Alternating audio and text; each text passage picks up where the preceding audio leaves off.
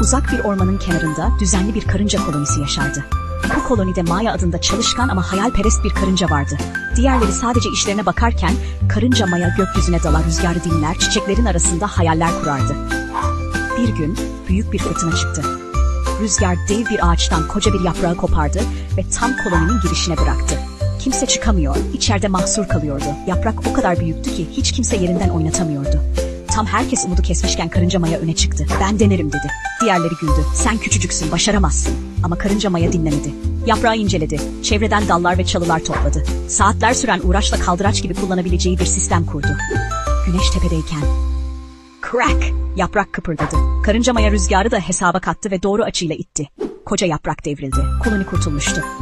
Herkes karınca Maya'ya hayran kaldı. Artık onu sadece çalışkan değil, kahraman olarak da görüyorlardı. Ama karınca Maya aynıydı. Hala gökyüzüne bakıyor, rüzgarı dinliyor, yeni hayaller kuruyordu.